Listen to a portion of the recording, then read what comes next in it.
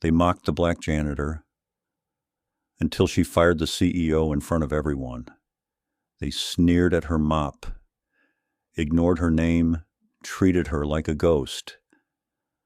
Until one night she walked into the boardroom, dropped a folder on the table, and fired the CEO. No one saw it coming, but she had planned it all along. Every evening at 9:12 p.m., Nia Thompson pushed her mop bucket through the gleaming glass doors of Pinnacle Innovations, a billion-dollar tech company that barely registered her existence. In her gray janitor's uniform, hair tied back, badge in place, she was part of the building's scenery, essential but never acknowledged. Executives talked over her, laughed around her, passed by without a second glance. Some called her sweetie or girl, never bothering to read her name. To them, she was a shadow, a ghost, who scrubbed scuff marks off their marble floors before sunrise. But Nia wasn't invisible. She watched, listened, documented, and remembered. Behind her silence was a mind sharper than most of the suits in the building. She held a master's degree in finance, had once written market reports, waited tables, and understood systems in ways they couldn't imagine. They saw a janitor. They didn't see the woman who had once topped her class or the daughter of a loyal employee they'd discarded without a thought. Nia didn't need applause or attention. What she carried was quieter, deeper, and far more dangerous. While they looked past her, she was already a step ahead, building something powerful in the shadows. Nia's purpose wasn't born of ambition, it was born of loss. Her mother, Evelyn Carter, had worked at Pinnacle Innovations for nearly 3 decades. A woman of quiet dignity, Evelyn scrubbed floors, polished glass, and ensured executives entered spotless boardrooms they never questioned. She never missed a shift, never complained. She wore her uniform with pride and carried herself with grace. But when she was diagnosed with stage 4 cancer, Pinnacle offered no sick leave, no health insurance, no support, just a cold offer. She could retire if she needed to. Evelyn passed away in a cramped 2-bedroom duplex, surrounded not by colleagues or care, but by silence. No funeral assistance, no thank you, just a final paycheck of $480. That was Pinnacle's valuation of her years of loyalty. Nia remembered every detail, especially the company email noting her mother's status change. It wasn't just a loss, it was an erasure, and Nia refused to let it be the end of her mother's story. She returned to Pinnacle not with a resume or a suit, but with a plan. Using her middle name and an old address, she applied for a janitor's job. No one asked about her education, and she didn't volunteer it. They hired her after one interview. To them, she was just another janitor. To her, it was a mission, not about revenge, but about truth. Evelyn had taught her that clean work was honest work, but also to learn how to earn, study systems, and know who truly held power. Nia listened. Now, in the same corridors where her mother once moved unnoticed, she moved with quiet intent. She wasn't there to be seen. She was there to remember. Every late shift, every whispered insult, every smirk or dismissive glance fueled a fire that had nothing to do with pride. It was about purpose. For Nia, justice didn't come through rage. It came through focus, through honoring a legacy too easily forgotten. In the shadows where Pinnacle buried Evelyn Carter's memory, her daughter returned to ensure No one would ever forget her name again. Naya didn't fight with noise. She fought with knowledge. While Pinnacle's executives passed her without a thought, she paid attention.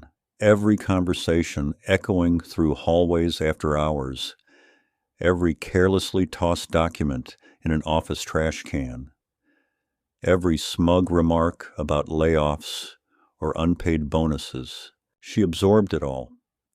Her silence wasn't submission, it was observation. Every night, after clocking in, she followed her rhythm: vacuum, trash cans, desks, floors. But as she moved through the building like a ghost, she built a plan with precision. You can remember hack this boot is silver lays and trying to hit or Africa behind it every strictly, but me had is at the end.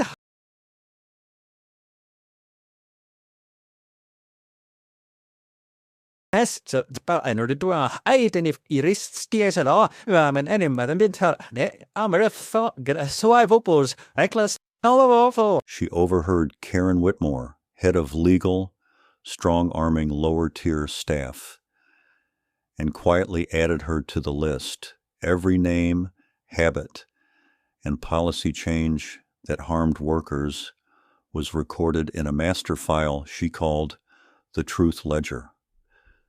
Naya wasn't reckless. She backed everything up: 3 cloud drives, encrypted, dated, organized. This wasn't for gossip. It was for leverage. She built relationships with people like her, the unseen, the parking lot attendant, the night shift cafeteria workers, and Javier, the security guard. They shared stories, tips, warnings. When Javier once joked, "They don't see us. We could be planning a heist," Nia calmly replied. "Not a heist, something better." Behind that calm was a relentless mind. During breaks, she read investment blogs and studied corporate structures on her phone. She wasn't just collecting data. She was deliberately, quietly amassing power. One night, she found a torn itinerary in the trash, a lavish Miami trip labeled Strategic Development. She didn't take the paper, she photographed it. Another night, she overheard 2 executives laughing about outsourcing departments, sipping smoothies. No loyalty, they joked. Nia kept filling in the blanks. Speaker notes, meeting logs.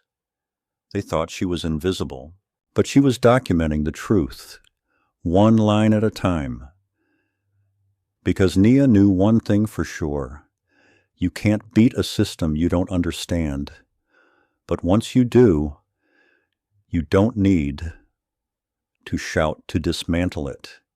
You just need to outsmart it. And that's what she did, night after night, floor by floor. While Pinnacle's executives spent days in corner offices and nights sipping cocktails at company-funded events, Nia quietly built something more powerful than influence: ownership. Using every spare dollar from multiple jobs, she started buying Pinnacle stock. First pennies, then dollars, then thousands. She didn't make noise. She made moves. It wasn't just about money. It was about voice. Nia understood the system inside out. She knew how voting shares worked, how proxy votes were often ignored by absent shareholders, and how corporate power could shift not by volume, but by numbers on paper. So she began reaching out, carefully, quietly. She emailed former employees, ousted partners, anyone left behind by Pinnacle's machine. She didn't pose as a whistleblower, just a janitor with questions. And that was the genius of her approach. They underestimated her before she typed a word. Some ignored her, but others listened, especially those who'd been silenced. a former research lead forced into early retirement, a startup founder whose company was acquired and gutted, even a former intern turned blogger who gave her his microshare because, as he said, "You're the only one who cares." Bit by bit, Nia collected proxies. At first, it didn't seem like much. But over a year, she quietly amassed influence over nearly 12% of the company's voting shares. Legally, it was power. Strategically, it was enough to shake the board. But she stayed invisible. She kept scrubbing floors, emptying trash, smiling politely when dismissed, all while carrying the momentum of something seismic. It wasn't about making a scene. It was about making a statement when it mattered most. And that moment was coming.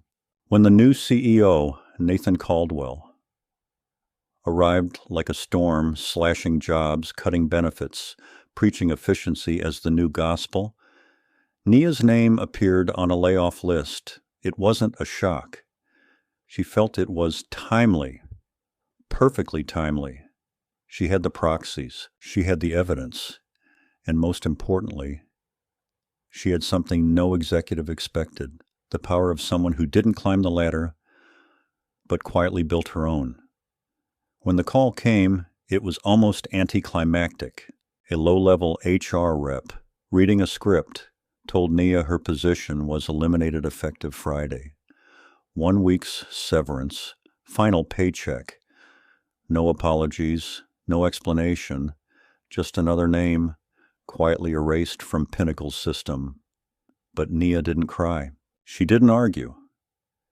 She hung up and stood in the Arizona heat behind the building, sun blazing.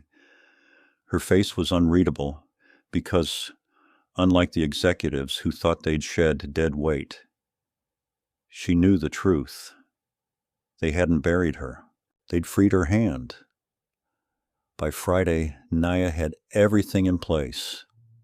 Dressed not in her janitor's uniform, but in a black blazer and sneakers, she walked into Pinnacle's boardroom at 5:55 p.m., just before the meeting started. Her badge still worked, thanks to Javier, the security guard who'd become her quiet ally. Interim CEO Nathan Caldwell was mid-sentence, boasting to the board about trimming the bottom to keep the top afloat. Then he saw her.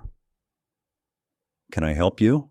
"This is a closed meeting," he said, irritation creeping into his voice. Nia didn't flinch. "I'm here as a shareholder," she said calmly, placing a folder on the table, "and I'm presenting this."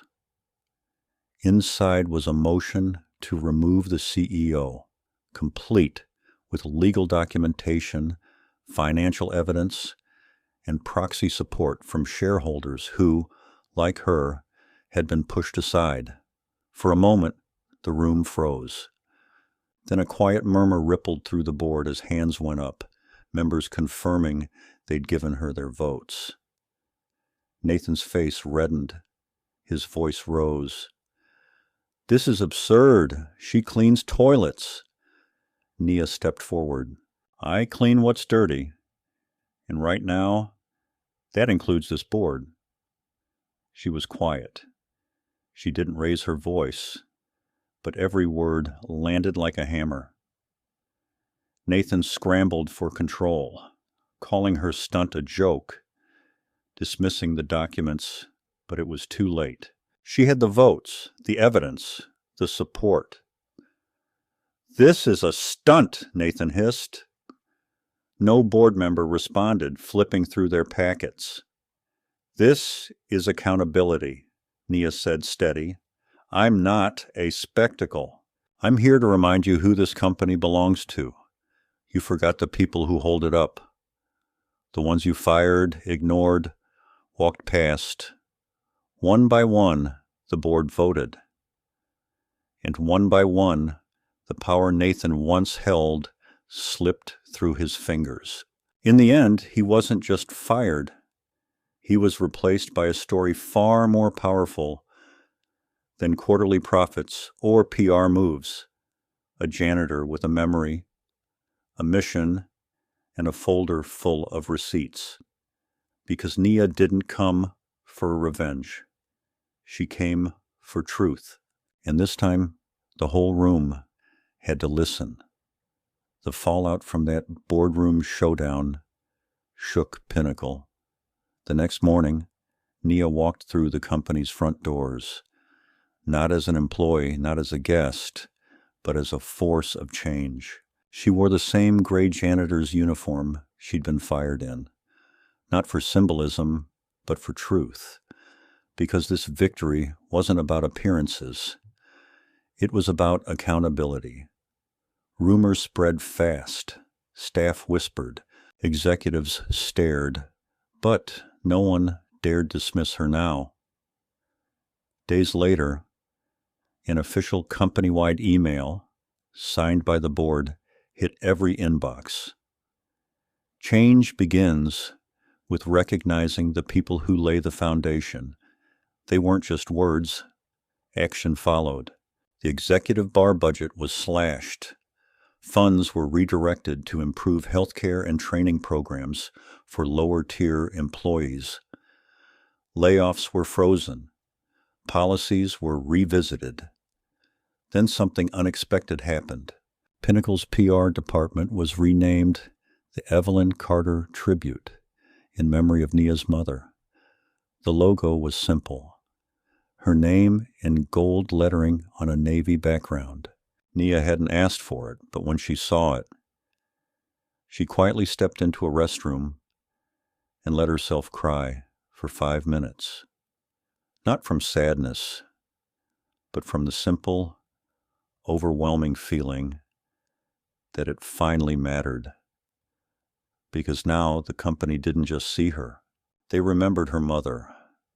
And for the first time in years, something at Pinnacle was cleaned and made right. Despite the board's offer of a formal leadership role, Nia declined twice. She didn't need a title, an office, or her name on a glass door. "I want to keep showing up at 9 p.m., she told them. For now, at least. To some, it seemed a waste of talent, but for Nia, true power wasn't in climbing the ladder. It was in guarding the foundation so no one else fell through. She kept her routine quiet, focused, real. Not to prove anything, but to ensure what changed stayed changed. She walked the building, not as a janitor, not as a CEO killer, but as a reminder that respect isn't a reward, it's a right. And those who build quietly in the dark might one day turn the whole system upside down. Her final words to the board said it best. "If anyone calls a janitor dead weight again, you'd better believe they'll be next." In a world where value is still measured by titles and corner offices, Nia redefined leadership. She showed that those overlooked are often the only ones who care enough to fix what's broken. And as Pinnacle slowly rebuilt from within, it did so under the quiet watch of a woman who chose not to shout for justice, but to become it. As we grow older, we see more clearly what truly matters.